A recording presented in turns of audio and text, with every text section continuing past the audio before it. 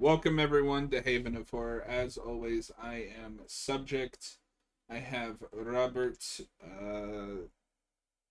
Michael Myers, and Noah, Sherry Moon Zombie. Whatever. And I'll we're take it. She's not bad in this movie. no, I think No. I think this is probably her second best role. She gives a Uh, pretty good performance. I really like her in the Devil's Rejects. But we're here to do Rob Zombie's Halloween as voted by you guys. Robert's in the chat. That's crazy because he's also right here. Ooh, I'm the Maybe, boogeyman. I can be anywhere. maybe he's the. Are you the boogeyman? Let me pull up the As a time. matter of fact, I do believe I am. Hello, detective. All right. Is everybody at timestamp 0? We are doing the theatrical cut, which is 150 in 3, 2, 1, play. Mine starts with a Dimension Films. Whatever. It's fine. Is We're doing yours it- an we're doing hour it. 50? Yes, it's an hour 50. Yeah, mine has the Lionsgate logo. I rented this on YouTube. Okay. Robert and I will be synced.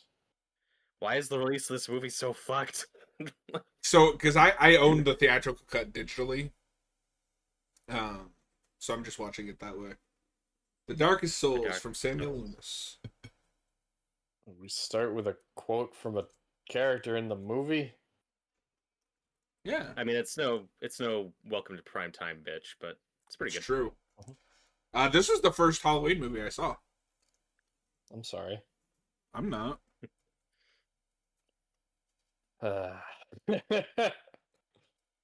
Already. I'm just dreading this opening scene. Why? Yeah, it tells you what it is pretty quickly.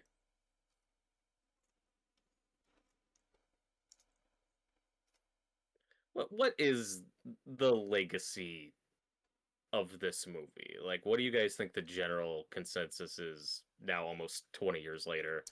I feel like this is like everything. It's split down the middle.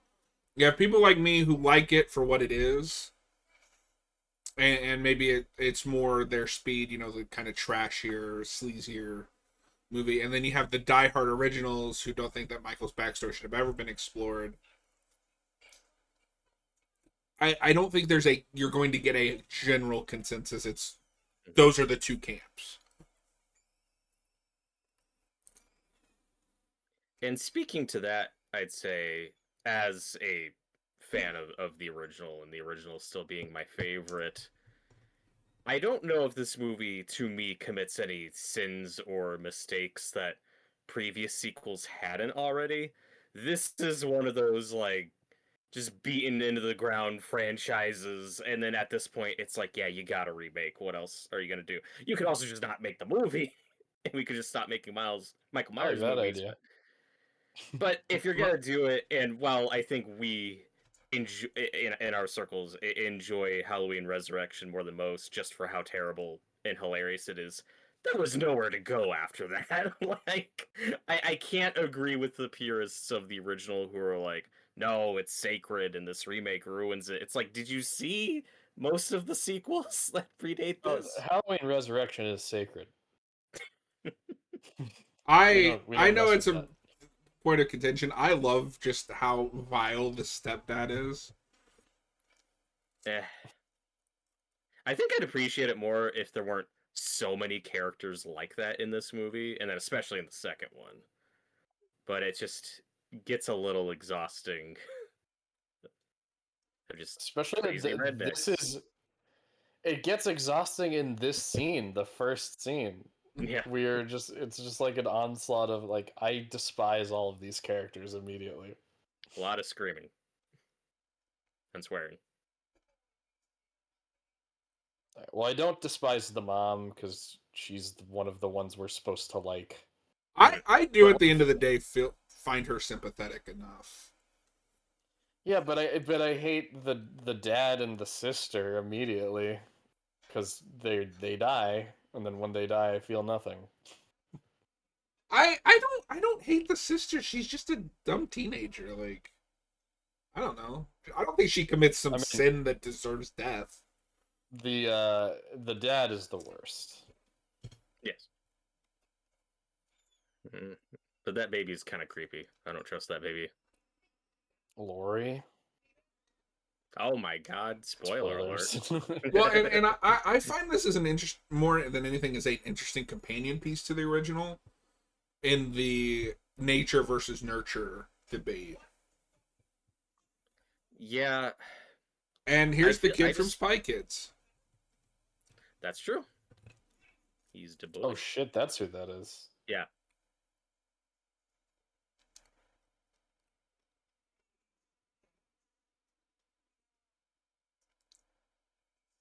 I don't think Rob Zombie is a strong enough screenwriter to tackle some of those themes of the domestic drama and what turns Michael into a monster. But in the lens of a grindhouse kind of exploitation movie, like I can't appreciate what this one's going for. I mean, I like this movie, but I will be the first to say he was the wrong person for this. It is clear they just went, who's big in the horror genre right now? He had just come off of Devil's Rejects, which got a lot of buzz and a lot of good reviews and made a lot of money. Well, he can do it.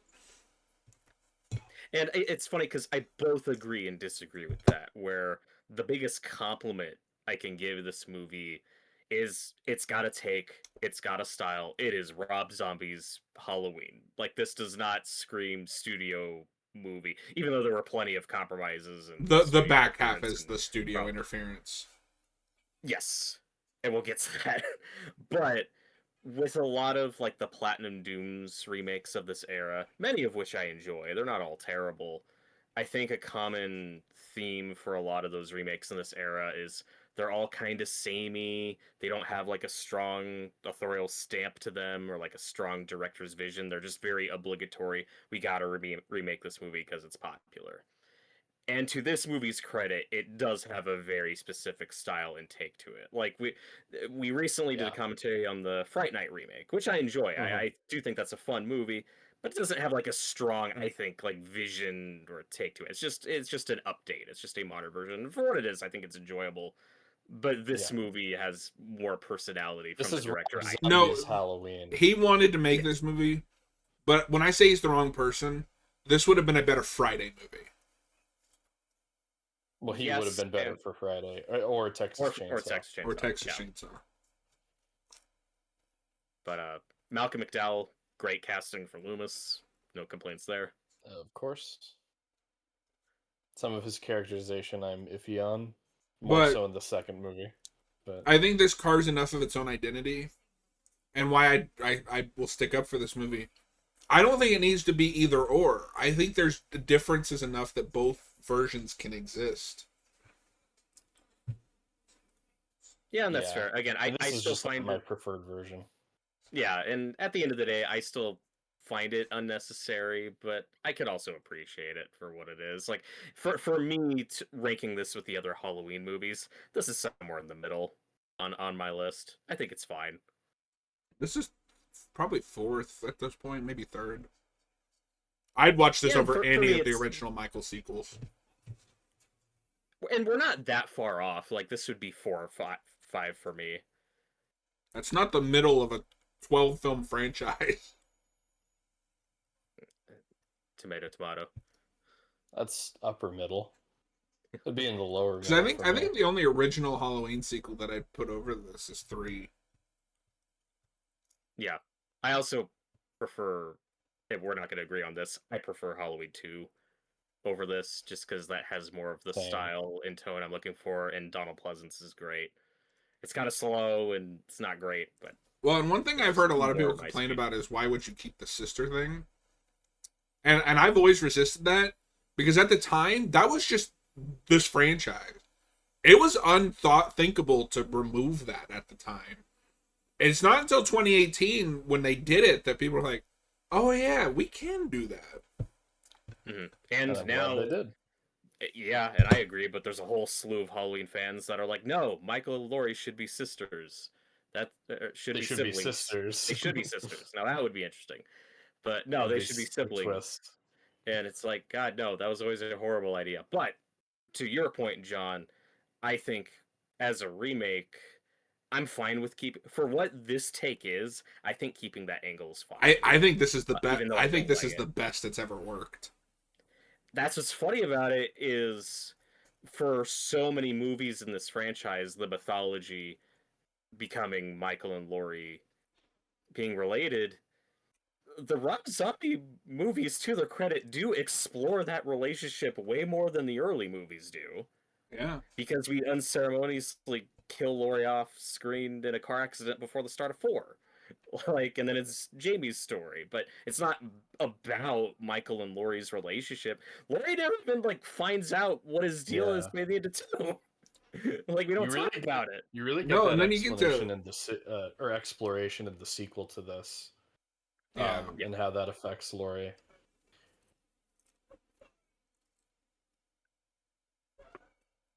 Well, and He's killing him. He's killing him. what I like about this movie is it's really gutsy not to introduce your final girl until the back half, and just say, what if we just showed Michael's like rise? Because I like the original Halloween. I like it a lot.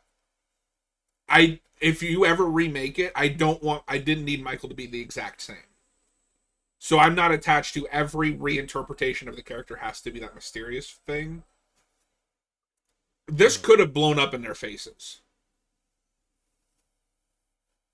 Mm-hmm. Yeah. So yeah, and again, to give this movie a compliment, I appreciate that it's different. This is not a shot-for-shot remake of the original. Like, I do appreciate that. I appreciate all those things. Yeah. I think that on paper this movie would work for me. I just think in execution, Zombie kind of fumbles it. My preferred take on Michael Myers is the classic. He's the boogeyman. He's the representation of pure evil. I'm not against doing something that sympathizes with him more, and we actually see get into the mind of a killer and see how he became the monster that he is in the future. I just think this is such a generic movie serial killer origin. And But I would argue that that's kind of the point. It's just there's nothing special about this kid. He just wrong place, wrong time. It's just not really compelling for me to watch. Is the thing. Speaking of the thing, it's on the TV. There's the thing, yeah. Yeah. Again, I'm very mixed on this movie, but another compliment I'll give it is I will take this Michael Myers backstory over the Cult of Thorn bullshit from 6. And I still need to see that, so I don't even. I know that there is a cult, but I don't fully know what happens in that. It's Tyler says he's back. Timestamp is on the screen. Yeah, we're still with Kid Michael. He killed the bully. Yeah. Another thing I wanted to bring up is why the execution doesn't fully work for me with this version is because that they make the dad and a lot of the other figures in his life so cartoonishly unlikable. It just it just feels if Zombie doesn't really understand.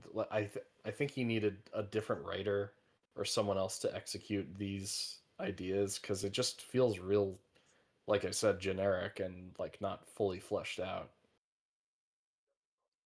Yeah, and I'm like it's a movie, whatever, but I don't think it's as deep as Zombie thinks it is, which I think is really a problem with the second one. Yeah. No, the second one, that is a problem. Because somewhere between this movie and the second one, he discovers psychological horror, and it really derails his career there for a little bit. Sometime between this movie and the second one, he discovers Twin Peaks Fire Walk with Me. Yes. Which that movie is just Fire Walk with Me for Timu. And his movie, I think it's right after that, maybe a couple movies later. Uh, Lords of Salem is worse. Yeah. It is trying I've so heard. hard to be like a Kubrick movie. We just got a super chat from Tyler. Yeah. Thank you, man. Oh, happy Halloween! Thanks for wonderful your content. You guys really made this year a lot of fun. Oh, thanks, man. Thank We you. appreciate it. Hope you have a fun or had a fun. I guess for Tyler, Halloween was yesterday, so. And it's a I hope little you have and it is exaggerated, but like, I don't know. I've been this kid, lonely and killing animals. Killing animals. Yeah, no. You know, Mhm. no one has time for you. They just, go sit in the corner and leave me alone. Yeah, but I think that another sucks. movie. I will say, I think another movie we've covered on the channel that does make the killer the protagonist and explore their origin would be the original Silent Night, Deadly Night, and You're gonna make Noah outraged. I don't know. It doesn't think it's that deep, but I do think that movie handles those themes. That is a better version better of than this. does. But see, yeah, because I was trying to think of a way to articulate my point earlier, and I didn't want to. I was trying to avoid doing the whole Silent Night, Deadly Night. So sorry, real quick, Noah. I'm just messing with you. Sorry, real quick, Noah. This is some prequelitis bullshit. Yeah, the fucking mask. Why does he have this? And I'm so torn on that because it's almost counterintuitive to like the other stuff we're doing with Michael and masks in these movies. They make that like a big. That's something they take from the first movie and really make a big part of his character, where he makes masks, he likes masks, but then we also have to give the William Shatner one a specific origin and why, and it's weird. Yeah, I don't like it. That feels like a studio thing. Like you got to get the mask in there. Yeah. Now I would cry foul if he didn't wear it at some point, just because that is It's like the hockey mask; you have to have it. And later on, I think it's one of the best looking masks in this franchise. Granted, that's a low bar, but we didn't need it this soon. Yeah, it's just weird to do that and the clown mask and the other stuff, right? And something that's unintentionally funny later on is when he's an adult, but he hasn't quite gotten to the Michael Myers mask yet, so he's wearing the like pumpkin one, but he's the size of a tree. I do like that we are doing something with the idea of masks, though. Like, I agree with you, Robert, that like the way that the iconic like Shatner one is integrated in here is pretty clunky, but I like that he makes masks in prison. I like that we're going back to the clown mask from the original. Like we're doing something with it. Well, and something that I do find kind of chilling about this movie is you see this kid just kind of completely shut down in real time, and it's like he stops processing at a certain age and never changes. He stops talking, he stops responding. Yeah. And I think this actor becomes doing more and more. Oh yeah, this actor's great. That's one of the downsides to From Memory is they do some flashback stuff and it's a different kid. They had to recast, yeah. They had to recast, yeah. How? Okay, I've never been that drunk. I love that he doesn't wake up while he's being taped. I also think it's funny that he feels the need to duct tape him when he can just hold his head down and slice his neck. Like, what? Come on. Tyler, I think the better way to make this work is just have the parents neglect him, or to have him be quote about what's really bothering him instead of just having an abuse. Quiet. Well, but that is part of what they're doing. It's only an abusive side from his stepfather. Like his mom is more just neglectful because she's the only one working, and his sister is an average teenager. She doesn't want to be saddled with a little brother. Yeah, and I don't have a problem. Like for this take, I don't have a problem. And I've seen this family before. Maybe not the abusive stepdad, but the mom that's never there because she's always working. The kid that is always alone.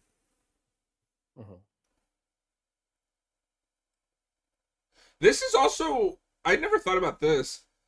This is also kind of a remake of the first one. That's just the one girl and her boyfriend from the end of end of the first one. Not literally, but the same dynamic where it's a guy goes out to the kitchen and he's gonna get killed.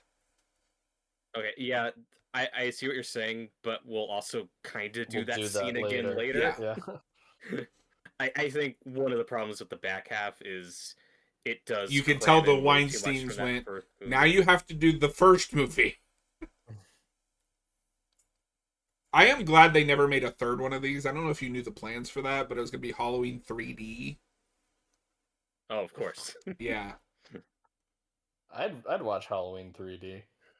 Well, and Noah, I think you and I have talked about this, but Zombie didn't even want to do two. He had such a terrible experience on this movie.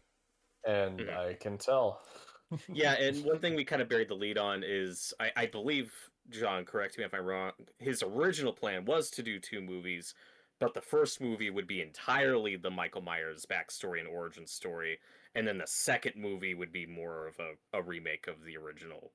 I think Uh, I've heard that somewhere, but I'm not sure. okay. And what I heard I was the studio was like, no, do both of those in one movie. yeah. So by the time you get to two, he has like no ideas and has to make something up and go with it. And I like that in theory for this take, just doing a whole movie about the kid stuff. I don't know if you would have won general audiences over on that, especially in '07. Yeah. Yeah, I don't know if it would have worked. And Tyler says he thinks the stepfather. I, is it a stepfather? I thought these were his biological parents. We keep saying stepfather, I but think the dad is a stepdad, but I could be wrong. maybe okay. We're talking over it. And I don't know this movie super well, so maybe you're right. But to what I was saying earlier, it's like I'm fine with him being over the top and evil because, like you said, John, there are horrible fathers and stepfathers like this in real life. I just don't need so many characters in this movie with that personality and archetype. Like you want him to stand, and again, Yeah. that's even more of a problem with the second movie where it's just crazy evil Yeah. rednecks. Let's And have a But see, I horribly unlikable character for Michael to kill in this scene. yeah, Like, I think the movie this one kind of balances itself out once we get past this. I don't completely disagree, but it's like you also have the evil psychotic bully, and it's like you can pick one, you know. And then again in the second movie, But I that is would cry more foul brutal. if this kid's not getting bullied. Yeah, but um, I mean, I get it. It's just a movie, but This there's is a difference between weird. bullying and this is Stephen very King's weird. psychotic bullying. And yeah, this is very creepy. I think my point with the over the top unlikable characters is I find it hard to take this seriously as a serious character study of the mind of a killer when you have such cartoonishly unlikable characters in it. But that's Yeah, he should not be wearing the real Michael Myers mask. He kind of looks like a tiny Michael, like a little person Yeah. Michael Myers. Yeah, it just doesn't work. But I maintain that's maybe the best mask since the original.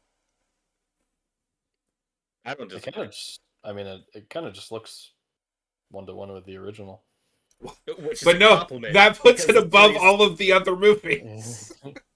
because the series has fucked it up many times. No, that's true. The H2O mask is horrendous. The 4 one is horrendous. 5 is also not good. I think my favorite masks are in 2018 and Kills. I like the burn marks he has in Kills. Yeah. Yeah. Well, I and love two, that. even They're Rob bad. Zombie's Halloween 2, I think fucks it up. It gets too damaged. I didn't want to see any of his Well, and face. that's weird. Yeah, I really like it's unintentionally funny, but I like the cuts to Michael just standing there and the camera's like vibrating really fast. yeah. I too. I do think this is disturbing. The way we draw this out more. Yeah, so It, no, the only thing I would fight you on is like I don't feel bad for the stepdad. I feel bad for this kid, like for this girl. I feel Yeah, more bad for her. she's like an annoying teenager, but name one teenager that's not annoying. Yeah. I feel bad for her. I also wish we had more time with her and got to explore that dynamic. And And to Tyler clarify something, says that he feels like the dialogue has swearing for swearing's sake. there's a lot of that. But I've met people that talk like that. But, I don't know, but like there's a lot of people that talk like that in this movie, and again, as I keep saying, that's more of a problem in the second one. no, the second one takes everything that is wrong with this one and just dials it up to 11 from memory. Yeah, Okay. I like yeah. this version of Laurie Strode when we get there quite a bit. I can't stand her in 2. and just to clarify something, Tyler did say that he is a stepdad, and Judith says that her and Michael's dad is in heaven. So and that is an idea where it's like, oh well, I wish we talked about that more. Like if this is gonna be a deeper exploration of this character and his trauma, and like I want more than just one line about his dad being dead. Like do something with that. Well, and I feel like if he'd Uh. gotten to do this his way, we might have. Mhm. But we have to truncate this stuff so we can get to the stuff that you remember. Yes. Perhaps, yeah. I do like this scene. This is a nice twist on the first one where she comes home to find Michael just chilling, holding his sister, and then oh god, Oh a house God! of Oh horrors inside. Jesus! Yeah. And then this is very we mentioned Shades it of right at the top, but Sherry Moon Zombie is actually pretty good in this movie. I think she sells Yeah. I think most of the cast is fine. I think it helps that it actually feels like she's playing a character. In most other things, she's just herself. Well, she's playing a developed character, and she sells the like playing a mother that just lost her entire family to one of her family members who she still loves. Well, and like, her ending is horrifying. Yeah. Mm-hmm. It's very bleak.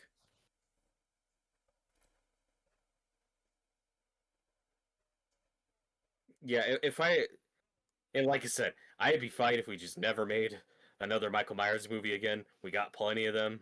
But if we do have to make, it's just not how these franchises work. I know. But if you have to reboot again, the way I would approach it, my take would be kind of a middle ground of what the first movie is doing and what this one is doing. My pitch would be to do like a 10 or 15-minute prologue where we follow Judith, his sister, as the main character, and we explore her POV. And then Michael's just in the background. You don't do like the abusive family stuff. He's just a quiet kid in the background. And then when the switch happens, when the snap happens, and Michael brutally murders his sister, I'd want to play it in a way that like comes out of nowhere and feels horrific. Like what the fuck? Honestly, and then sorry. And then do some of what this movie does of actually seeing Loomis interacting with Michael and trying to help him. Because this might be my favorite stuff in the movie. So that's how I'd approach it. Honestly, I would just do a Halloween movie. Michael's just in a town somewhere. They don't say where. He's just in a town, and teenagers start dying. And I think my pitch would be, well, then that's what the sequel can be. It's what we always talk about. Just have Michael just show up in another town and go. Like that's what I would. And I don't dislike your idea. I wouldn't even concern myself with a reboot. Just a general, Michael. This could happen anywhere in any timeline. You could put it wherever you want. There's like 6 of them. It's just he shows up in a town and starts killing people. That's fair.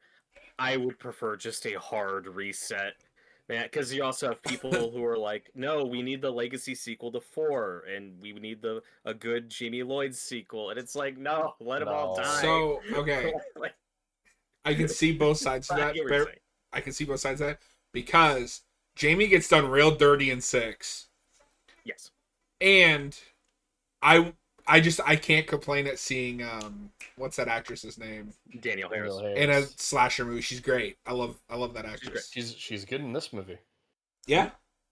And I thought that was classy. They at least got somebody from those original movies.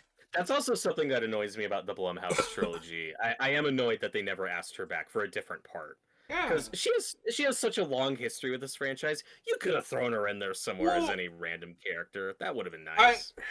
Or a bone. Here's the most tragic character of this movie. Danny Trejo as the custodian. Yes. That is correct. I was good to you, Mikey. But Yeah, and maybe this would have been too much like the original sequels. I would have just cast her as the daughter if you're gonna kill her off anyway. Yeah, maybe. I'm of two minds Because about they that, but that's a got long conversation. what's that actress's name? That plays Laurie's daughter, Judy Greer. They got her, and she doesn't do anything in those movies. That's fair. She has the most to do in 2018. Yeah. Oh, I thought you were gonna say kills. Well, I don't like her. I mean, I guess she gets a fair amount to do in kills. No, I she just gets don't stuff like to how- do in kills. Then they She's just just- like, I well, call she's her dirty. Yeah, she's I don't like how dead, she's and then written out. in the Yeah. third one, nobody cares. They moved on.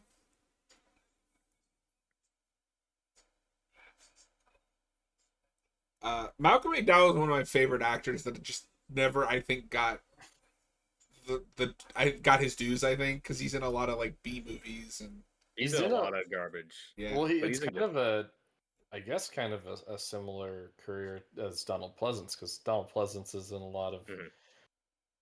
trash, quote unquote, and stuff that's seen Yeah, as he's in lesser. 5 Halloween sequels.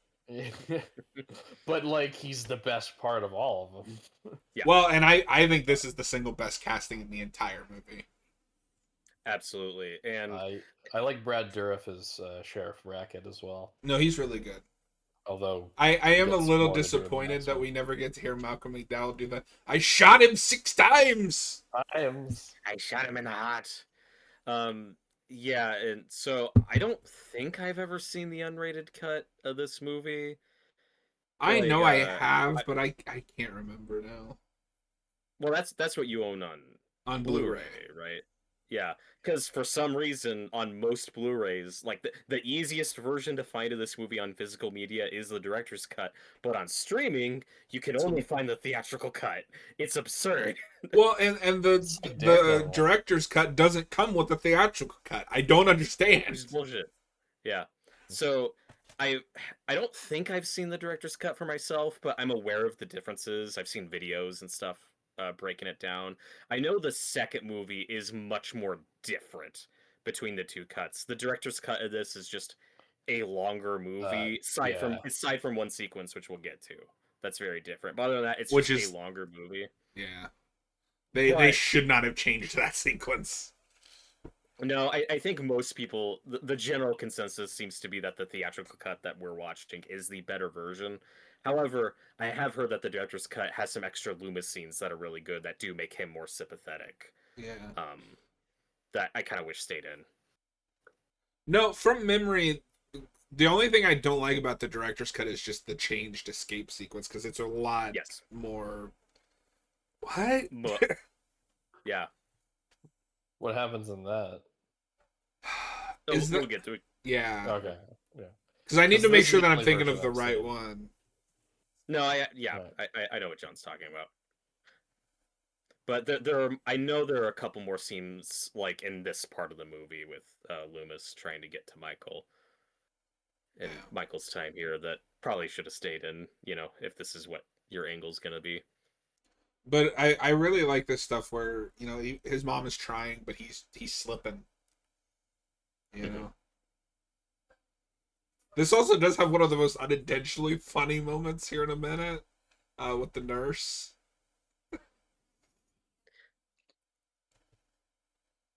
What they leave the nurse alone in a room with. Yeah, and then she's With like Michael really Myers. mean to this child for no reason. Yeah, and I think there's more of that in the director's cut here. I mean, we'll see how it plays out, but I think it's more out of nowhere in this version when he attacks her. But I know there's a couple extra like lines from the nurse.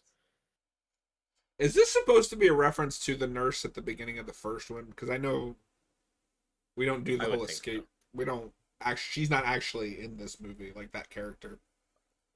But also, this nurse played by Sybil Danning, which is awesome. Best known for Howling 2, Stir of a Yes. Werewolf. Oh, okay. The Howling 2 stars, Sybil Danning.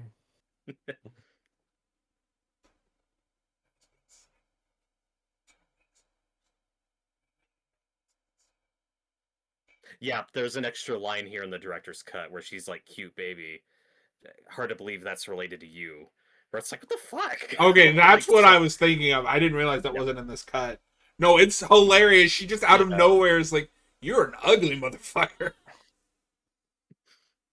No, don't kill That's why, Serba, you that's why I asshole. was a little confused when you first said that, because I remember it being more abrupt in this one. Mm-hmm. Which probably works better for Michael. It's just like, oh, I have a chance, and And like, oh, he's too far gone. yeah, Like, because he will hit that point where he's not just killing people out of revenge or personal motivations. Like, he will just kill everybody, like Danny Trejo's character. Uh, yeah. Michael gets to a point where he's not And just killing I characters. really that like wrong this him. look on this kid's face, where it's just like, yeah, there's nothing there. Mm-hmm. He's crazy.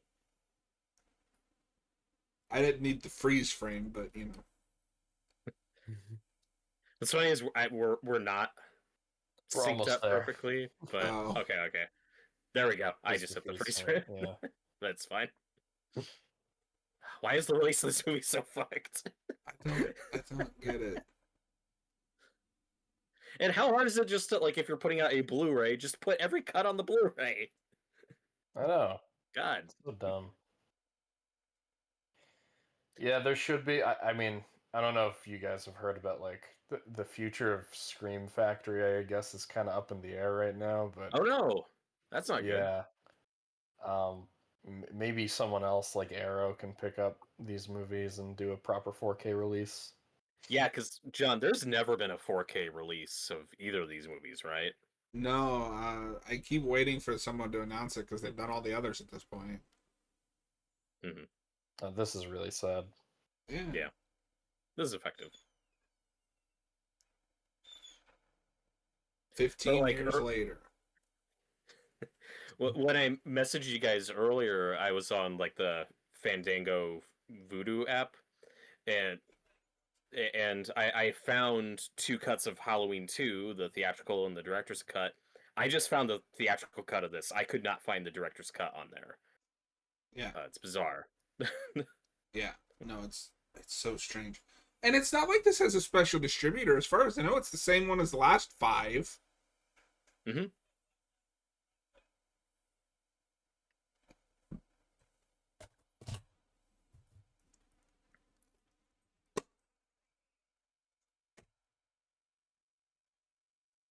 I like this set. Again, so there is a style to this movie. And people complain about it. I love, like, wrestling built Michael Myers. It's really goofy. I don't buy that kid grows into Tyler Mane, but it's fine. I like the That's like the paper movie mache logic that I can buy. So, so my thing with adult Michael in this is that he's just Jason. Yeah, that's fine. Like, Jason's a better killer. Well, and I get that's why you like it, John, because you know Jason's cool. And Tyler Mane would have been great casting for Jason in this era. Did I show you guys who? Because a wrestler named Braun Strowman is up for the role of Jason. He's confirmed he's been having talks. That dude's built like a tank. Okay, there she cast him then. But I like the idea that he hasn't said a word in 15 years. But sorry, no, go ahead. Mm-hmm. Yeah, no, just there we'll get to it, but there's a lot of moments later where Jason just like crashes through walls. You mean Michael? Yeah, because he's just Jason in this movie.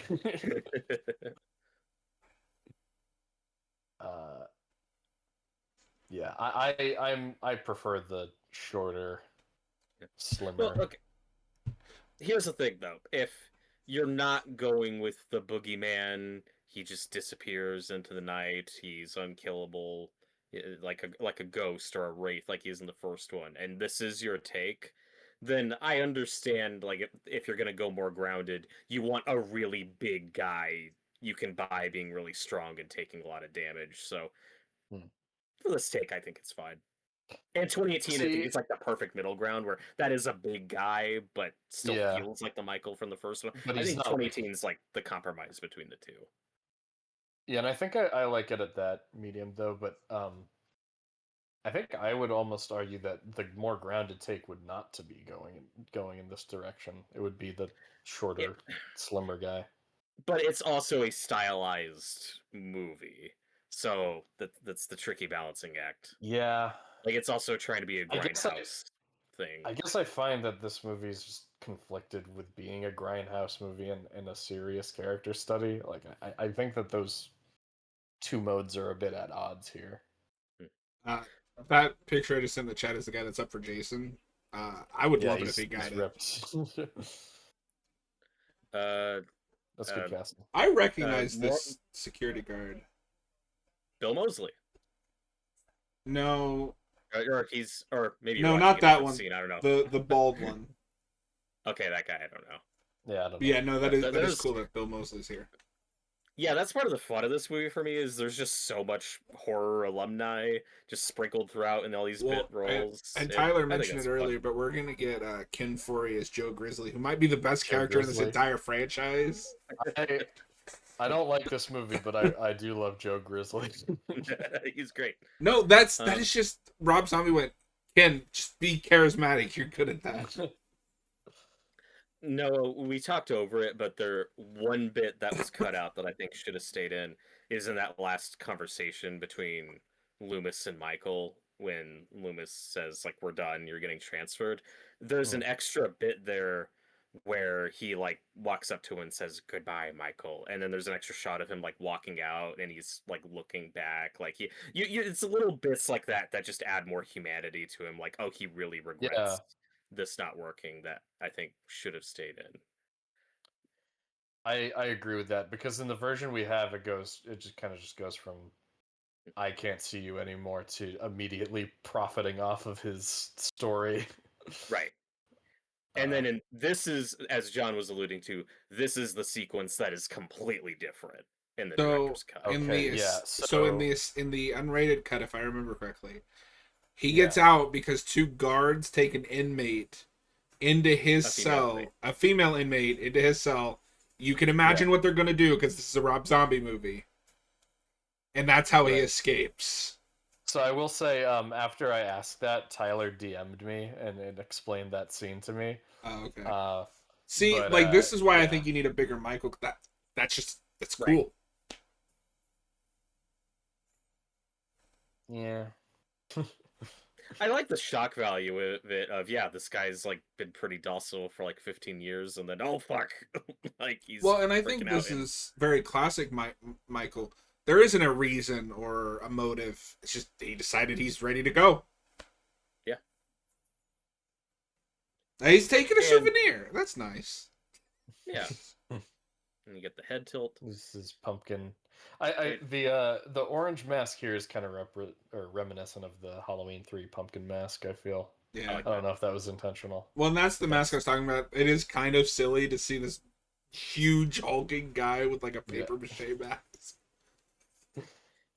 And yeah, with the director's cut version of that scene, again, just knowing about it, I probably prefer this.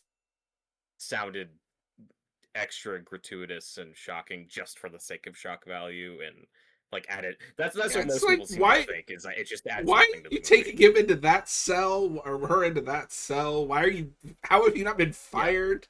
Well, and John, what we were debating back and forth earlier about too many evil hit rednecks. Admittedly, I'm also talking about the director's cut because one of the guards, the one who brings that, like he, I know gets a lot more screen time in the director's cut and is a very over the top evil guy.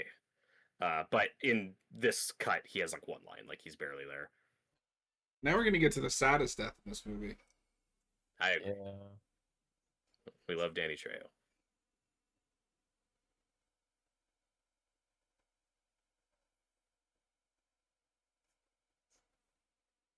I just think it's funny that this is the role you cast Danny Trejo in. Mhm. He doesn't He's get good- anything he's good to in do it, and then though. die. He's good in it, but he's like gets nothing to do and then just dies. And I think Well- doesn't he get the Michael Myers mask from Joe Grizzly? No. Okay. No, That's it's where he under. gets the outfit. I know It's he gets under the the outfit. floorboards of the Oh, Myers okay. house, Yeah. which is Uh, weird. Yeah. Whatever. Yeah, well, we gave it an origin. And no, like I don't know, like how Danny Trejo getting a small role. It doesn't bother me just because that's throughout this entire movie. Like Sybil Danning, like there's lots of recognizable actors who just pop up in a scene or two and then It move just on. So kind of. it's just what this movie's doing. It's just kind of weird You to would. me I would personally. have thought It's you'd fine. make him a security guard personally, but I think But this is fine. This is memorable. yeah, and this And is this where he is a fucks sad. up. This is a So sad death. at least my interpretation is if he just stood back, I think Michael probably wouldn't have killed him. But it's when he tries to put the handcuffs on him where Michael's like, nope. But I don't know Yeah. if it needs to go this over the top. No, it's fine. It's fine. Because I mean, at the end of the day, it is a slasher movie. You want the kills. Yeah. And I think the kills in this are hit or miss. The grizzly one is probably one of the best uses of camera shaking. You feel That's a like good one. every impact. Yeah, I just don't need this scene of him trying to drown him in the sink. Yes, Goes we on for wouldn't a want our long villains to time. do Goes on a evil while. things. It's not that. It's just like, okay, when is the scene gonna end? Oh my And god. I don't know. Hey, remember Scream? I do remember Scream. Another thing I don't quite vibe with is I'm watching a slasher movie. I want a slasher movie to be fun. This movie's just kind of like all brutal Miserable. the way through. Yeah. Yeah, I don't know. It's I don't have that. I think that but also, oh, go on, John. I think there's fun in some of the brutality, like the Joker. The Kin Fori scene is really fun. That scene's not fun, but I like that there are certain kills that it manages to make you feel at least a little bad. It's And Clint Howard. there's Clint Howard Yeah, on the sorry. phone. This And is he, a I think, music has a big role in choice. the director's cut. Oh yeah, he's listening to Rush. But I'll say, I think the gore is good. The fake blood and all that stuff looks good. Like I for what it is, I think it's a good looking movie. But John, where I have issues with some of the kills is I find a lot of them just kind of generic and forgettable. Like that escape sequence I think is fun. But a big thing that is missing for me here that I do think is a problem is you don't get enough of the creative Michael just celebrating Halloween trick or treat stuff that's all over that first movie. Like you do the Bob kill because that's from the first one, but that's like part of the appeal or what makes him stand out, I think, in the first one is moving the bodies and the decorations and putting on the ghost You costume. get It's that a like little bit in this, but not. only a little bit, and it's mostly when we're just repeating stuff from the first one. Yeah. Hey, the best characters on screen. Joe Grizzly's He's great. here. We love Ken Foree. Happy to see him here. But I also think that's a problem with this franchise going all the way back to 2. No, where that's just a he's problem just with walking Michael. around killing Michael is a people. one-trick pony. And I don't completely agree because he does have a personality and gimmick and ticks in the first one that we quickly abandon. Those Like feet I was just look explaining disgusting. with. Oh, totally. But the 28 big thing with Michael is he likes Halloween. He dresses up like he's just taking trick or treating too far. Like that's what Michael is. Do you think 2018 was looking at this scene for their big bathroom scene? Perhaps. This and the H2O one because H2O also has a similar bathroom scene, except that one doesn't actually have a kill. Yeah. And then 2018, part of why that's one of my favorites is 2018 does bring back a bit of that Michael just he's just a fan of Halloween, man. He's creative. Like Yep. when he takes the severed head and makes a jack-o'-lantern out of it, like that's fun. Like that's the stuff I want. Well, and 2018 has the best scene of just Michael being a force of nature, where it's like I think it may be a one take. It's been a minute since I watched it, Yep. but when he's just walking through town killing people. It's great. Oh yeah, that's a winner. No, That's one of I the highlights love of that this, movie. and I normally hate shaky cam. I think this is a great use of it. It really Mhm. makes the each like blow, you feel it, you know. Yeah, I don't really have a problem with the direction of this movie, again, for the take Although, and what it's going for. how strong is he to bend that entire? Yeah. See, this is why I don't think it's grounded. I think it's the drama is grounded, but he's definitely taking liberties with the like the kills, which is fine. He's just a really strong guy. Yeah. Yeah, I just don't think it Yeah. quite strikes that balance well. Well, that's just because you hate everything. I do. First it was Silent Night, Deadly Night. Now it's this. What we're learning is he hates these slasher epics, for lack of a better term. I like Silent Night, Deadly Night more than this. Oh, that's because it's a better movie than this. I also do. I do like that movie. I don't really like this movie really all that much. But Dee Wallace as the mom is fun casting. Yeah. All right. Well, okay. I'll give this movie a compliment. I like how they update Lori. No, she's great. I think she's It's funny great. because I don't really like Lori in this scene, but after this, I think she's fine. This scene's kind of whatever, but in general, I Yeah. like. That scene is a little. Yeah. That scene is a little cringy, but I like it in that teenager trying to make her parents uncomfortable way, because she's not like that for the rest of the movie. I think that's a purposeful. There's a nice moment yeah, she yeah. has with her parents later. Like, yeah. And there's more of that in the director's cut, and that's the other stuff that should have stayed in, because you do get an extra couple scenes with her and her parents. Because sorry. yeah, if you're sorry, I'll finish this real quick. But if you're gonna remake this and do something different, I like spending more time with Laurie's parents or adopted parents, just because they're barely in the original movie, and that is something you can explore more. Draven, Oh my so god, it's Jimmy Olsen. Draven says that he thinks his main problem with this movie is that pretty much everyone Michael kills in this movie is unlikable. I don't agree with that, other than the stepdad.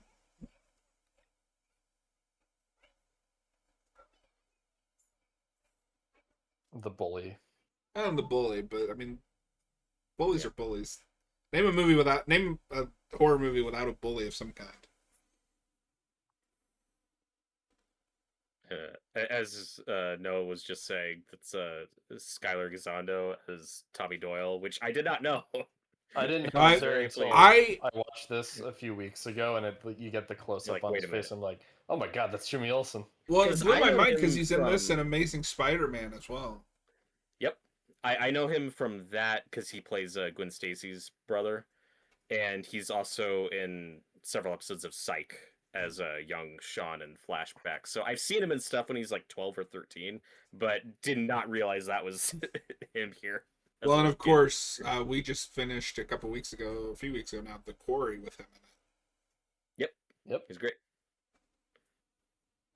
So, Yeah, so I kind of wish they hadn't shown the mask at all, and he just found it here. I'm more okay if it's in the house, but we didn't need to see him with it before. But why did they board it up? Like, why is it under the floorboards? Oh, I always got the impression that he put it there. Yeah. Because he's not wearing it when his mom Okay. Yeah. stumbles upon. Like, that's why it's been here this whole time, is because Why? he buried it there. Why did he save it if he was gonna make other masks? Well, but I don't know. That's part of the unpredictability of Michael Myers. But it's what I was No. saying earlier of, like, I feel like you should pick one. Like, you're either Yeah. do a forced origin of the William Shatner mask, or just do this thing if he just likes masks and makes masks, and then he finds this one and likes it for some reason. Yeah. Like, it's weird to do both. Well, yeah, that's what I'm saying. I would have just been more okay with him just finding it, but I don't object. I'm not bothered by the fact that he, for whatever reason, decided to hide it under the floorboards. It just makes more sense to me if we're going with the take that he likes masks and likes making masks, I don't think I would want him to make this mask because I don't know how you explain that, but I don't know. Just have another scene of him like finding it at a store or something. I don't know. It's like a long montage sequence of like this really methodical. Like he makes a mold, and Yeah, goes through the whole process. It's all in prison. Now, He has all unfortunately, these we're in the part where resources. this is a remake. It's a Yeah. remake speed through. Yeah, It's the original. this is the Halloween speed run. yeah. Yeah, because when I watched this most recently, I was just saying to my friend, "Oh yeah, we're already at this scene. We're already at the scene, where Linda and what's her face are in the house. Except it's the Myers house in this version." And Yes, to that changed Noah's point with the bigger Michael, I do prefer that, but it does make some of those shots awkward when you're remaking shots from the original. Nobody notices this 6-foot man standing next to a tree. Yeah. I think there are some effective shots of him like in the background in the darkness where like you might not even notice him, but stuff like this is good. Like it's creepy in the original because it's so far in the background. You can't tell like is that guy wearing a mask? Is that his face? Like that's part makes it creepy. Here he's just out in the open. This 7-foot tall maniac. Oh, Tyler There's a does have a good point. Sorry, real quick now. It helps Yeah. with the floorboard. It helps show the audience that he is lying when he says he doesn't remember what happened that night. Right. Yeah. There's a funny scene in the next movie where some kid trick or treating runs into Michael without his mask, just like bearded Michael, and he's like, "Are you a giant?"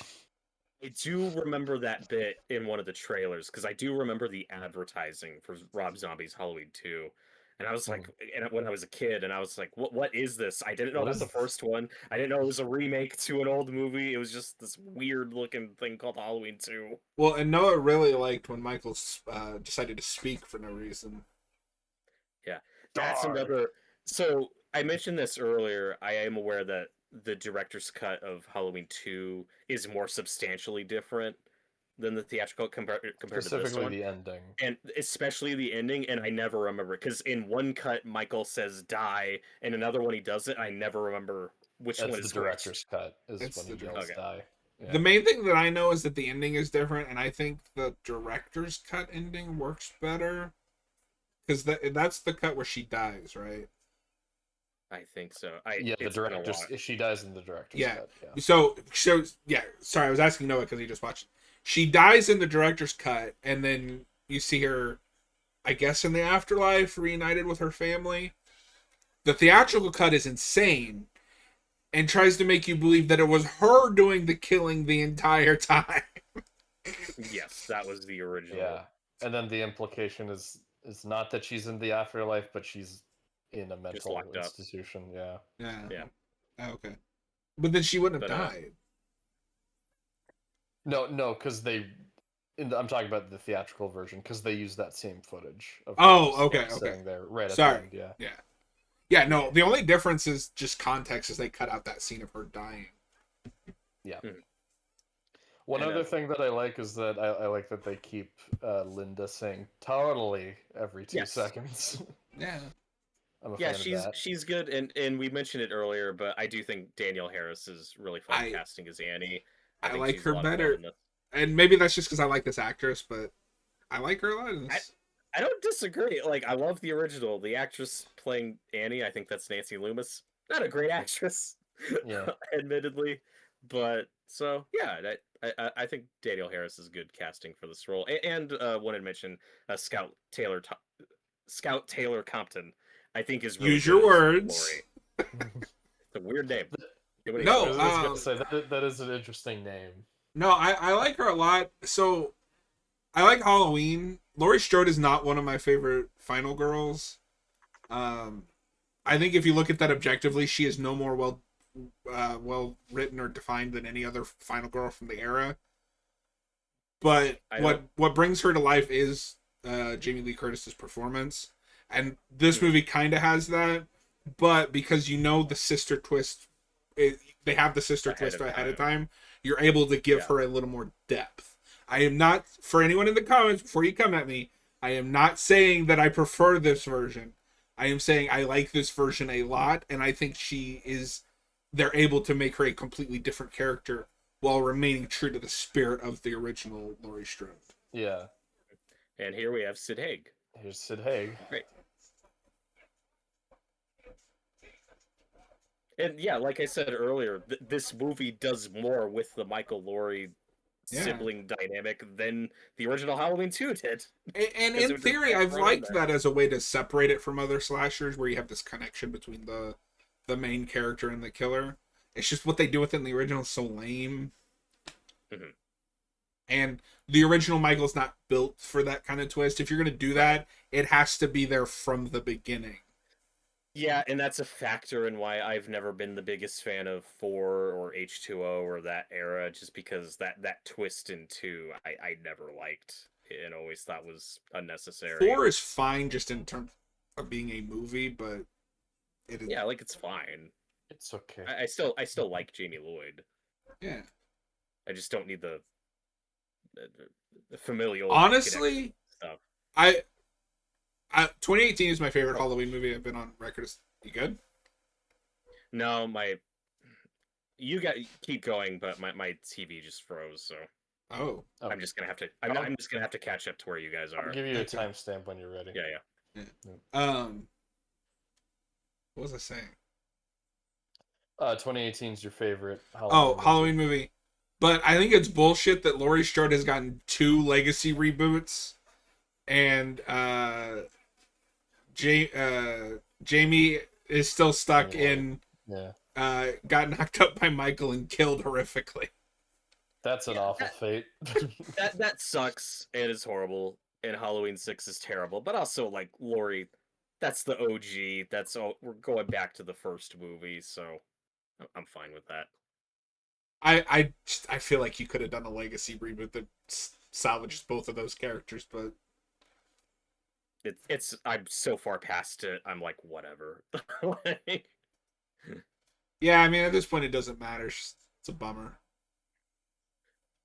But also, going all the way back to Halloween 5, like, that ruins the ending of 4, because the ending of 4 does something interesting. Well, that whole franchise is... Don't think about the ending of the last one. Yep, and the Blumhouse trilogy kept that tradition. More so with kills and end-to-ends, but Kills picks up right where 2018 leaves off. Now, whether or not you like how they resolve that, that's fair. Yeah, but they don't say just forget the ending of the last one. It's complicated. They made the beer run in this like 10 times more complicated. Remember, they originally just runs to the fridge? Why is the cooler outside in the van? Why isn't it just in there with them? Well, okay, so are we at the Myers house? Yeah. No, what's your timestamp? Right now I'm at 1 hour, 1 minute, 50... 1 hour and 2 minutes. So that's easier to say. Okay. So I think the idea in this version is the Myers house is abandoned. It has just become a hangout spot for teenagers. And I actually think this works better than the weird Linda and Bob sex scene in Annie's house in the first one, where they're just like, yeah, nobody's gonna waltz in here on us. Let's make it on the couch. Their plan is insane in the original. She's babysitting for them, so they're gonna use her house, and then Annie's gonna drop her kid off on Laurie. Yeah, Laurie. It's padding. Are we killing Bob? Is that the scene? Yeah, we're killing Bob. And see, I buy that this Michael can do that with a knife.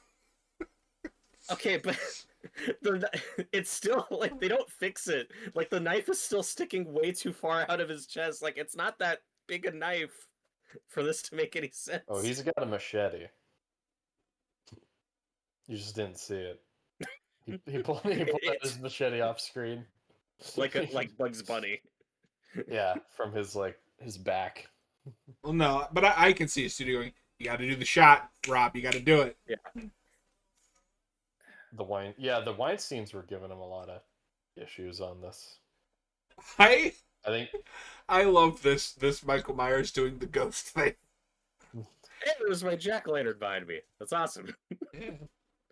My Well, and jack-o'-lantern it's bucket. funny too because he didn't even wear the ghost thing outside. Where did this come from? I can't. It just feels very obligatory. why is my boyfriend so much taller? Tyler mentioned that in the live chat. That's why this doesn't work. It's like, why is he 7 feet tall now? Why does she fall for this? He's a good guy. He got her a beer. Yeah, That's for something. last beer.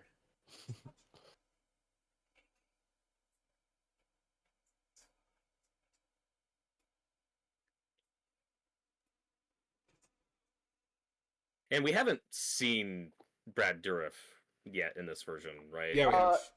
Yeah, He was he's he rocked up in a car and talked to them for a minute. Yeah, Okay. I just forgot about the pit. yeah. I love that close up of the mask as he's strangling her.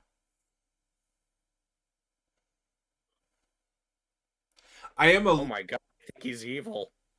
I am a little glad they didn't try to recreate that 1-to-1 because I think even by 07, phones are starting to move to wireless. Oh yeah. He's taking it with him. I need a scene in this movie like in Freddy vs. Jason when you're like Jason's mind and he's dragging bodies into that closet. I like that we have an origin for Loomis's gun. It's a fun addition. I like that. I need a gun that can kill people real good. And I think like everything in this movie, and this is not up to 11 too, because in the original he's just got like a revolver. That looks like a Magnum. He's got like a Magnum. I'm a big fan of the Dirty Harry pictures. Do you feel I've always lucky, wanted to do Michael? this. But no, I definitely think Rob Zombie has something to say about family, not just with the Michael twist, but we make Laurie's adoptive parents characters. The sheriff, I think, gets more screen time in this than he does the original. Yeah, there's an angle there I really like, that Michael was stuck in this, horrible household, and then his baby sister gets like actually a really good, healthy family. And like, is there jealousy there? Like, what's because I mean, we're gonna see him pretty savagely murder these people, and it's like, yeah, that angle I think is interesting. Well, and I think there's a read to almost a read that you could say he stopped like at 15 years ago. In his mind, that's his baby sister. They're gonna go home and be a family, and he'll kill anyone that gets in his way of doing that. Mm-hmm. Yeah, and there's, like I said, in the director's cut, I know there is more screen time with Dee Wallace that probably should have stayed in. Yeah, there's still a definitive cut, I think, of this film. As happens with many director's cut, like we rarely do you get like, oh, it's perfect, no notes. Yeah, I'm trying to think. Trying to think of a movie where it's just the director's cut is the only version to watch. I know there's some, but I'm blanking. Yeah, Dark City is a big one, though I haven't seen that film, so I don't know much about it but I've heard like there are movies like that had a butchered theatrical release. Oh, you know what? I know. And then the director's cut is like the real movie. I know. Clive Barker's Nightbreed is like that. Apparently, the director's cut is the only version to watch, but good luck finding it. Oh, I think that's a Scream Factory like exclusive. Don't kill Dee Wallace, you asshole. Because even with Blade Runner, the final cut has the unicorn scene, which I don't like. Yeah. But otherwise, it's the best version of that movie. So I forgot about this. This is interesting. Already we're establishing a motive. He's not just here to kill her. He holds up that picture of Laurie.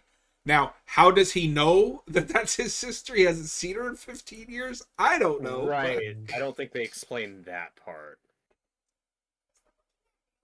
No. This is all really creepy. What, the kid? Oh, no. Remember, you're ahead of us. Yeah, because she's talking about this kid. You're like, this is really creepy. I was like, what? Hey, Jimmy Olsen gives me nightmares. I don't know about you. That's true. And something else. I do like their dynamic in this. This is gonna I get do me. too, This is yeah. gonna get me in trouble in the comments.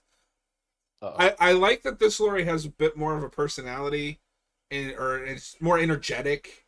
The original is a real subtle performance. Like she's Well, and she's more of the shy one. Like she's more of an Yeah. introvert in the original. Yeah. And this, she's more of like a normal teen. yeah.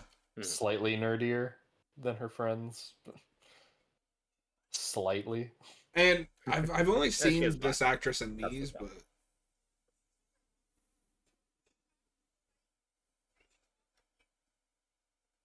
are you guys ready for the Rob Zombie Halloween Legacy sequel? No. I won't be there for that. Not even Rob Zombie wants that. No.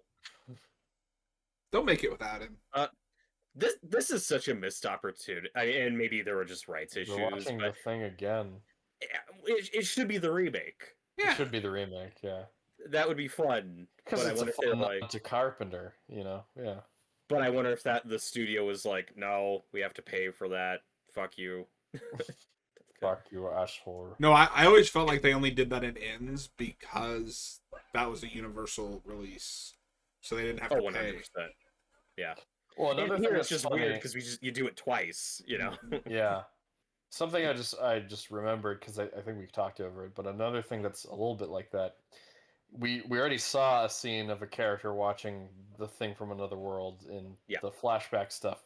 Also, Don't Fear the Reaper already played, and then I think that plays again later in this movie. So it's two things that they repeat from the original movie.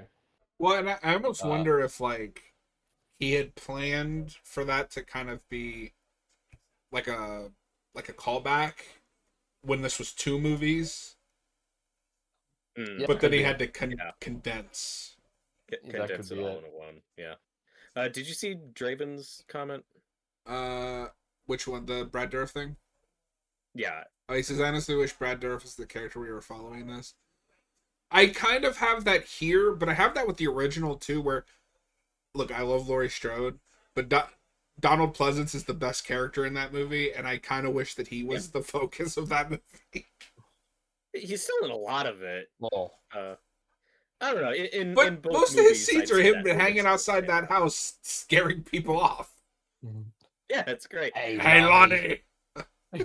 No, get like your ass. get your ass out of there.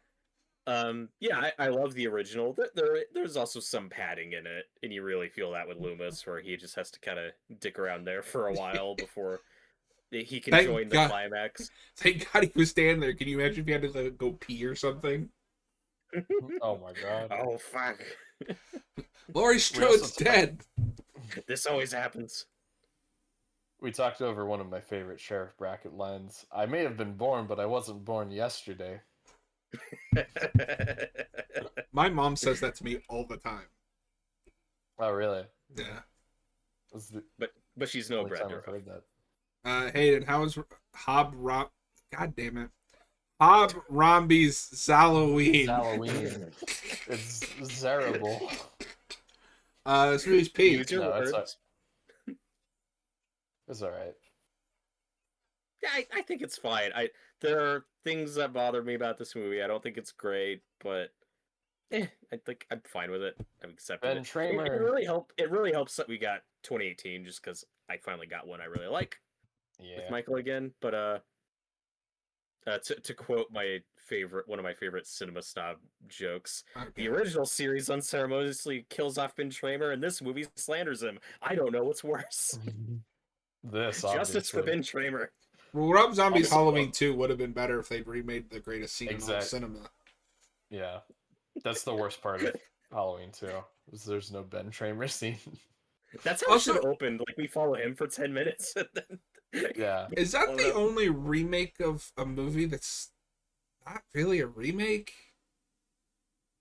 Well, because it's I'm- a sequel to a remake of of a different movie. Yeah, but then Right. it's weird That's because not they gonna do lie. the hospital, but it's a dream Yeah, Yeah, sequence. but that's more of just like a That's an nod. Yeah, homage. Yeah. yeah, it's Yeah. an homage. Hayden, Yeah. did you guys get to what the hell? No, we're not there Uh, Meanwhile, Alex from A Clockwork Orange is arguing with Chucky. yet. Yeah, so as much as I don't really like these movies, this is honestly one of my favorite Brad Dourif performances. He's great. He's amazing in the second one. He's probably the best part. I of the remember second him one. being my favorite Yeah. part. Because the big thing I hate about 2 is just I find Lori really insufferable. And Yeah. I've heard she's more insufferable in the director's cut, but again, I don't know that movie as well. I haven't seen it in a long time. That's not one I go back to if I can help it. Don't worry, we'll I'd have to say do it soon.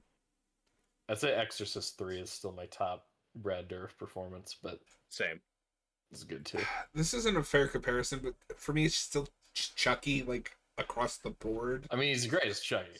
Yeah. Can't deny that. He is really good in Exorcist 3, though. That big, like, yelling scene that he has. Yeah. No, I am not. Oh, sorry. Was I raving? I like that this Loomis is more proactive. He's like, look, call them. You know, we need to go over there. We need to do something. Yeah. Okay, however, in the original movie, he doesn't know that Michael's fucking around with the Strodes because the sibling thing doesn't exist yet. All he has to go off of is Michael's probably going to go home, which he does. But then he's like, oh, he's in this area, but that is all he has to go on. Here, there is more to give him with this plot. And they're watching House on Haunted Hill. And that's They're fine. watching the spooky Skellington Speaking movie, of guys. House on Haunted Hill, 2 days ago now, movie challenge was a Bling Castle movie. So I watched The Tingler, which is the closest we will ever get to Vincent Price's The Scarecrow.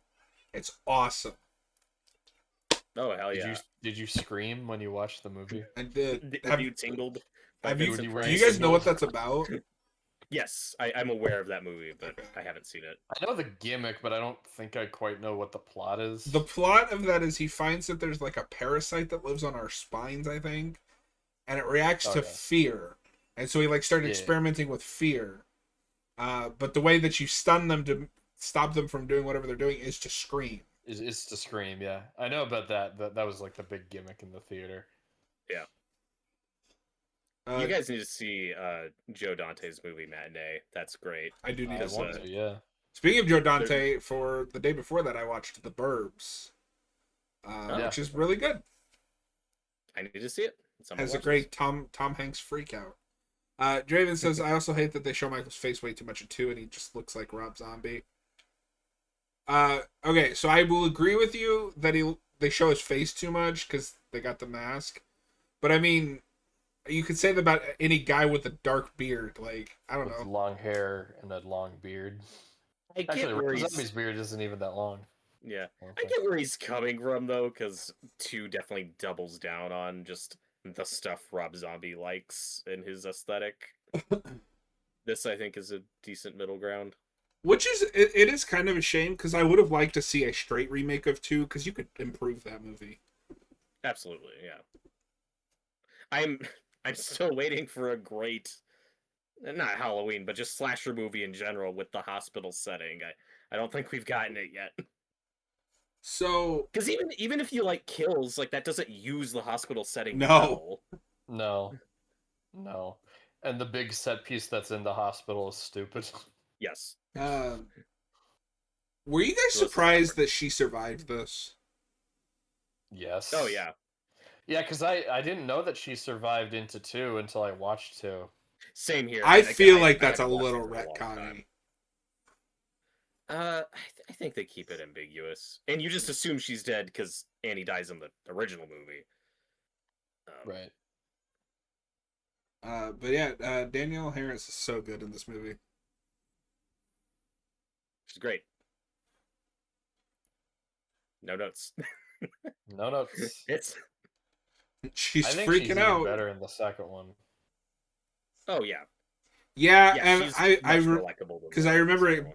I think it was kind of a mistake to kill her in that one because she's more likable than the protagonist of the film.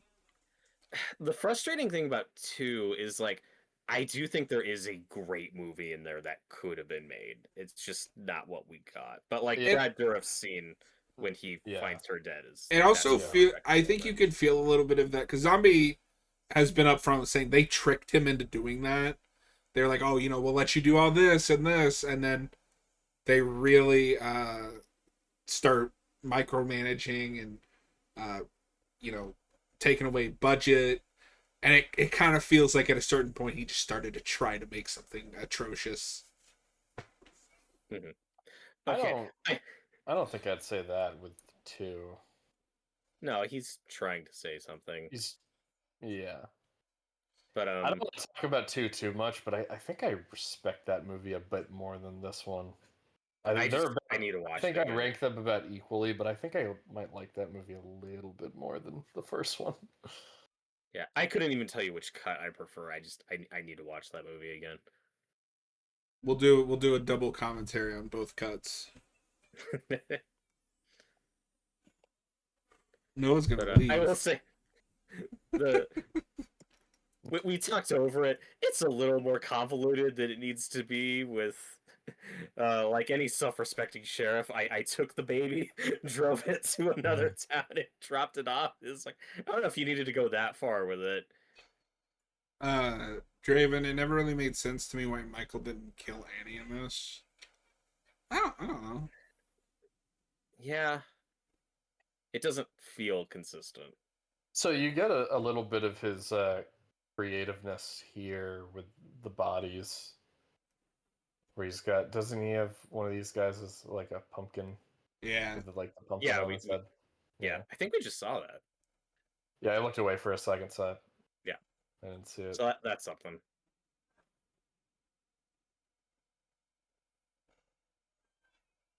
Oh yeah, here he is.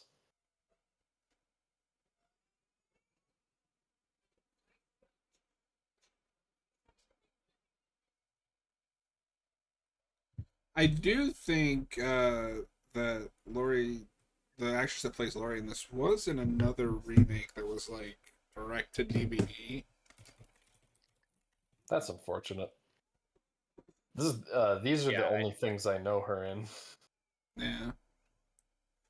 so if the idea is that Michael is leaving Annie alive like as a trap for Laurie, then that kind of works because Laurie's the one he's trying to get to and Yeah, that was I don't know, Tyler was just explain his saying. plight. That's all I got. Yeah, Tyler was just saying something about that. Yeah.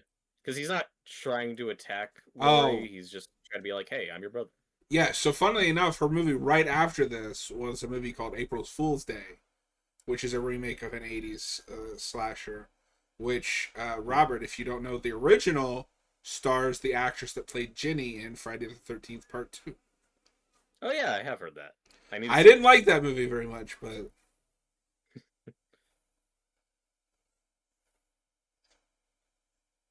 I don't think she's in the Night of the Demons remake. That's Laurie from Freddy vs. Jason. Dun-dun. So The Noah, score in because this you're movie's pretty solid. The score. I just said the score is. I was Pretty gonna solid, ask you, how but, do you feel about the use of some of the Carpenter? I think they're used appropriately. Uh, they're pretty good renditions too. They're They freaking don't out. change a lot. Don't change a lot about the instrumentation. Like, I love that he's tall enough that he shows up in the glass on the door. Yeah. Just smash through. Actually, who does this? Who I don't know offhand who does the score. It's a name I know because he does. It's Tyler Bates. Okay. Part of me thought it might have been Rob Zombie himself. No. Which, So he has worked with Zombie a lot. He did the Snyder Dawn of the Dead. He Okay. did The Devil's Rejects, Slither, 300, Halloween, Halloween 2, um, The Guardians movies. The Guardians. The first two. Yeah. He did X. Oh, and the John Wick movies too. So he's done a lot of cool stuff. Tyler says the score is used horribly. I can't agree with that. Oh, okay. I think it's used fine enough. I have no real complaints. Like I think it sounds like Halloween, you know. I think the first time it plays is kind of weird. It just feels very random, but I think it's When he's mostly hunting fine. down the bully. Yeah, but it's before he's even hunting the bully. Like he's just like running, and then it's like dun dun dun dun dun dun dun, dun and you're like, okay. I would have waited a little longer to kick that Maybe in. just one more second, but yeah, I think that's just supposed to be transitioning to that scene. But yeah, no. It's I a don't nitpick. I don't remember them using the original music that much in the second one, to be honest. Wait, who did he just Yeah. stab? I missed it. I think it's a cop. Okay. Because this Yeah, is both the cop, yeah. speed running the original and also adding a higher body count. Yeah. And it's like, I don't know, some of this stuff I feel like goes on longer than it. All right, so needs that was to. just a Jason Voorhees moment where he just smashes through the Yep. door. Yeah. Well, they're emulating the better killer. It's almost like he should have made a Jason movie. I would have loved that. It would have been better. Yeah. There's just something funny about him bursting and they're just grabbing her and leaving. Mine. He can't Mine now. talk. Yeah. Well, that's not true. I've seen Rob Zombie's Halloween too. He just I've seen grabs her Halloween and then is like, Kills. die.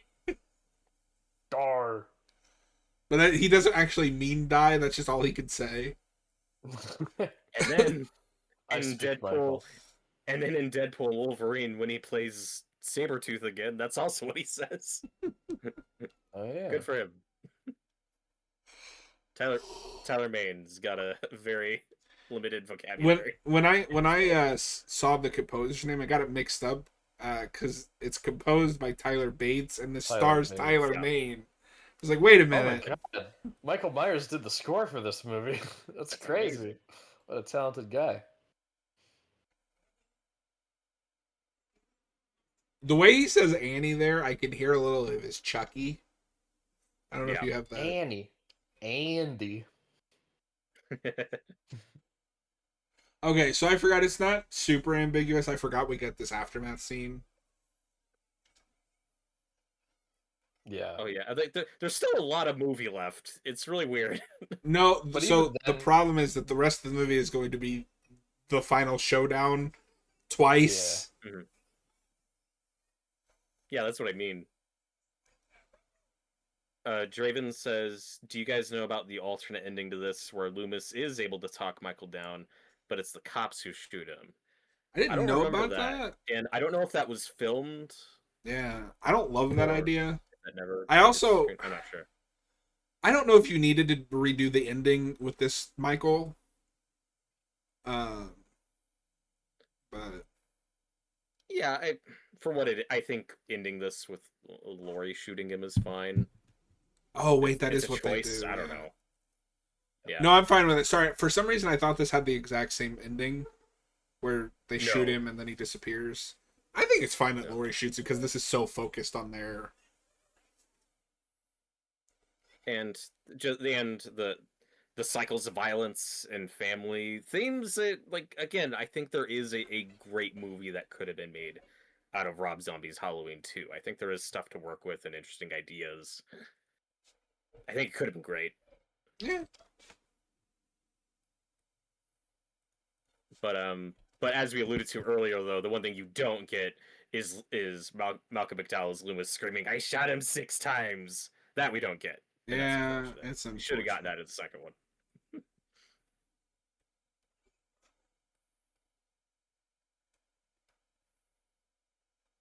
And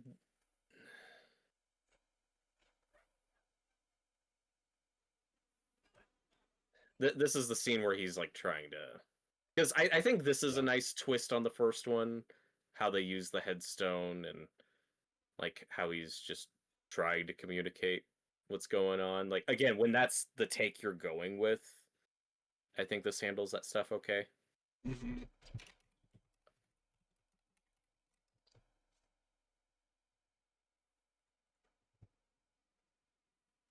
With him trying to, he just wants a friend. He's like, hey, you're my baby sister. He just wants his family back. And then in the second one, her having to deal with like she was adopted and this crazy serial killer's her brother and killed her friend. Like it's just so much shit she has to deal with in the second one. Like there's great stuff there to mine with a slasher sequel of just the trauma and aftermath of what happens to the final girl after all that trauma. And again, I think that movie could have been great, just not what we got. Yeah, what we got's good enough. Well, let's talk about the second one. Yeah, I was Oh, gonna say. no, I thought sorry. You didn't like the The second one. Yeah, that one. The second one is just kind of like trashy David Lynch. Oh.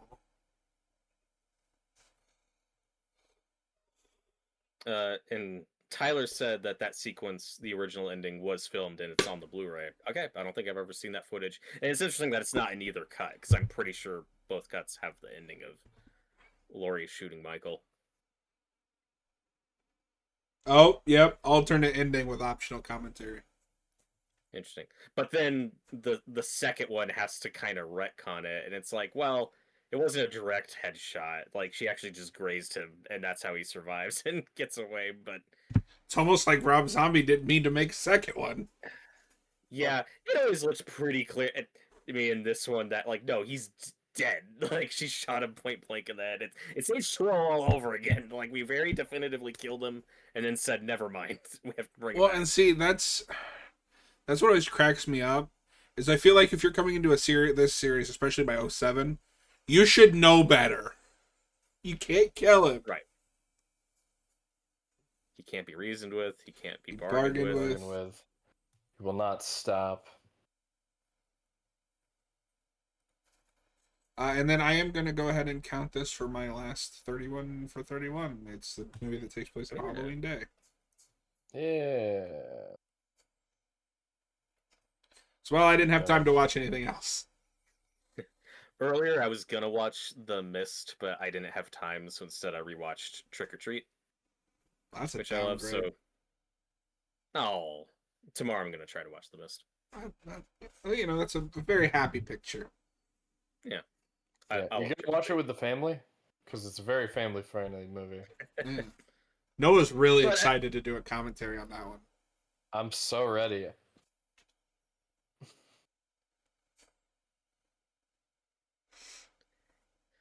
And yeah, this is when I just start to check out of the movie. Like some of these sequences, I just think go on too long. It doesn't have the suspense or tension that the original has. It's just this is when now it feels like padding. Yeah. I do kind of like the swimming pool scene though. I think this is a cool visual, filled with leaves. It's still going. Yeah, it's like the movie. That's what's weird. Okay, that's part of what I find is so strange about this movie. It's you got half of it that's like this origin story, and it's a new take, and we're taking our time, and then the back half is a speed run through the original. Even with that being the case, until you get to the climax, but it's like, and then the movie still feels longer than it should be. Like we're over an hour and a half in, and it's like we're done. Why is this still going? It's very strange. And I know there's going to be like 5 or 10 minutes of credits or whatever. There's going to be a Loomis thing. Mm-hmm. Loomis doesn't even kill him. I kind of like that it's Laurie that defeats him at the end, though, instead of Loomis. Yeah. Not that I hate that in the original. It's just like if you're going to remake it, that's the way to go to make it different. Well, then that's one of my biggest hang-ups with the original version of 2 is that Loomis and Laurie get like no screen time together until the ending, and it's like I think your first idea would be just see more of those two characters interacting because you don't get that in the first one. Yes, but consider John Carpenter didn't care and he was drunk. Oh, okay. Yeah. I do think that that's maybe the biggest missed opportunity of the whole franchise is not having more scenes with the two of them together. Yes. I just Because if Carpenter didn't want to do it, get Yeah. somebody else. yeah. Like, if you're gonna half-ass it, don't bother. Okay, however, it's also playing ball with the studio thing. It's a tricky position But to be in. I'm not blaming him. I'm blaming the studio. If you know he doesn't want to do it, then Sure. don't make him do it. My leg.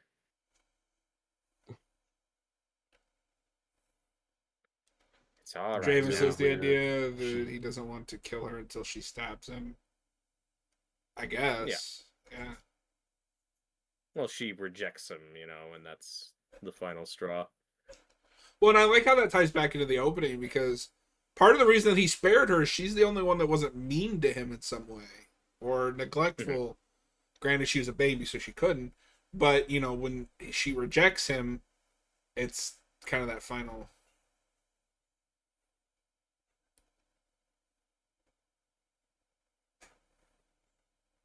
But it's nice getting to hear Malcolm McDowell do some of these lines. Say the line.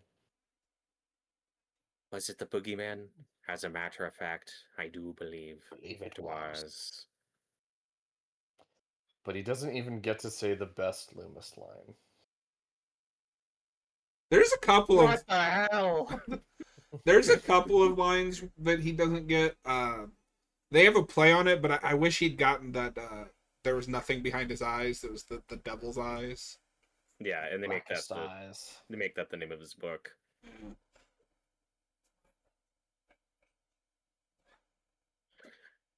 Michael, I failed you. That's true, Draven. He killed Danny Trejo, who was good to him. That was good to you, Mikey. And I always thought the implication here was that Loomis, dies, but of course we bring him back in the sequel too. His near-death experience turned him into an asshole. I do kind of like asshole Sure. Loomis. I don't like that he has nothing to do for that entire movie, and then at the last minute he's like, "I want to be good, actually." No, that whole movie should have. By the second act, it should be he's on his redemption path. Yeah, and that doesn't happen until the end of the third act. But Scout here is playing this really well. Yep. No, she's great. Yeah. She's very good in both of these. Can we all agree there's like one chase scene too many with her and Michael in this? Like, again, I'm just like, why is this still going? Okay, but I mean, that's also a problem in the original. Like that, I love that chase sequence. It restarts like 4 times because it has to. I think it's handled better there.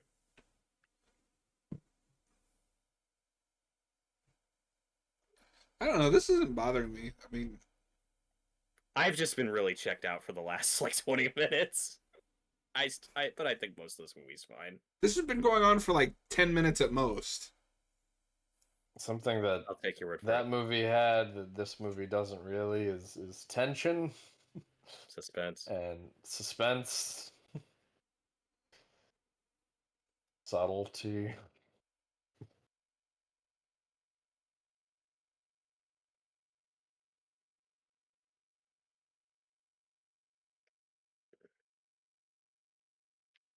And I will say, for being a Blu-ray transfer, this movie doesn't look bad. No. Yeah, I think the movie looks fine. Because you look at a lot of Blu-ray screen caps, and especially when you compare them with a 4K, and it's like, oof, that is like really bad. But I don't know, this looks good. Draven says, well, Loomis's whole redemption happens after he gets roasted by Weird Al. That is true.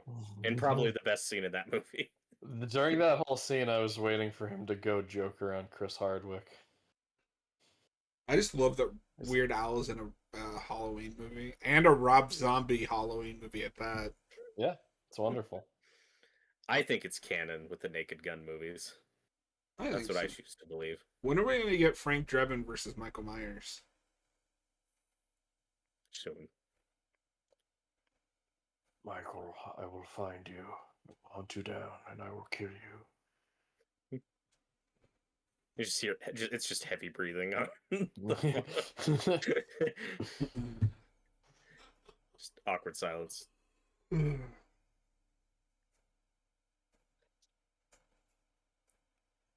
Wall bad.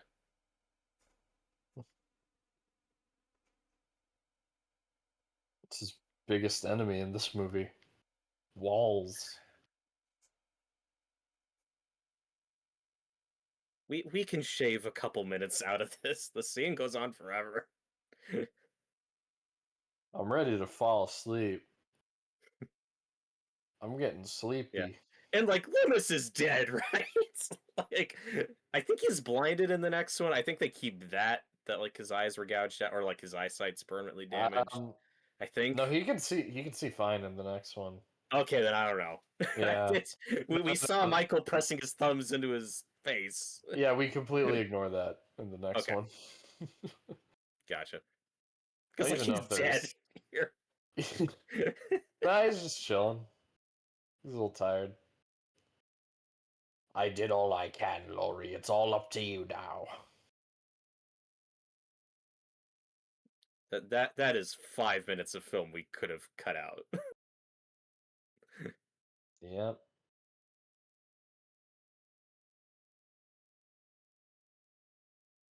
Smiley, you son of a So bitch. yeah, it's like we do the scene of her in the wall that's kind of mirroring the scene of her in the closet in the original, and then we do this scene. Yet again. It does, yeah. But We're remember treading when he familiar smashed the ground here. wall? Well, now he's gonna smash the That's ceiling. the ceiling. It's different. That's different. Yeah. That's like what I was saying earlier when they're repeating. It's like we already did that. We already Yeah. did the callback to the first one here. We're doing it again. That's what's so weird. It's like both a speed run of the first movie, and still there's more stuff. There's more padding. Yeah. It's really strange. Yeah.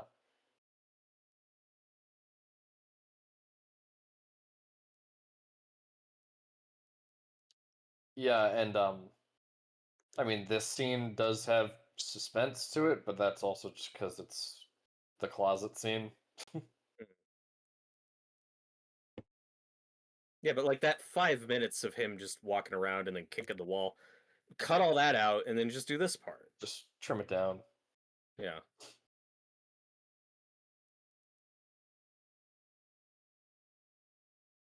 And part of the problem is in the structure of this movie, Michael starts going after Laurie a lot earlier than he does in the original. So to me, that's where it feels more padded and drawn out. Because it's not until like the very tail end of that first movie when the chase with Laurie kicks in. Right. Here we've spread it out with other stuff happening in between. No, like the pacing all around in this movie is pretty wonky. Mm-hmm. I think that was one of the things that stuck out to me on my most recent rewatch. Is structurally, I find this movie pretty jarring. I do like this scene. No, this part's fun. This final showdown. I do like how like brutal this fight turns into. Like this bit I like. Just runs at her.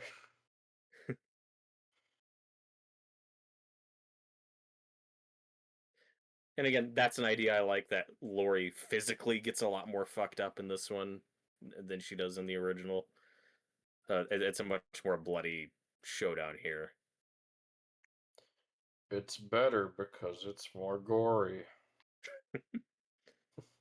Robert's just out for blood. He just wants to see more blood. I'm trying to find more Pictures. positives.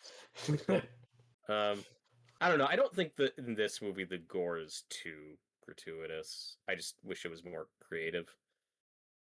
Yeah, I have that same thing. Like, yeah, we were talking about that earlier. I don't remember a lot of the kills in this movie. Right. I do think this movie's more gratuitous with the nudity than it needs to be. Like, there's probably like one topless scene too many. Like, we do that a lot in this, but whatever. I forgot that. Yeah, there was that scene with Annie earlier. But but what was my point? Oh yeah, no. Like, I think that this movie is just kind of more focused on brutality than creativity when it comes to kills. She's freaking out. She's freaking out. That was Rob Zombie's Halloween. The baby. Oh. All right, now that was Rob Zombie's Halloween. And I think it's fine. I don't love this movie. I much prefer the original, but I'm cool with it. Like, it's whatever. It's a good movie. Don't really like it all that much. Travis says, "Oh, it gets real gratuitous in the next one." Yeah, for sure. Yeah. Unfortunately, I don't have a figure from this movie, so I just have my 2018 Michael Myers out. That's fine. It's the better. It's the better Michael. It's great. Yeah, it is the better Michael. Better Michael. It's the better movie. Oh. But well, that was Halloween 2007. Crazy, we're 2 years off the 20th anniversary. About to be a year. I know. That's weird. But yeah, happy Halloween, everybody. Happy Halloween. Thanks for hanging out.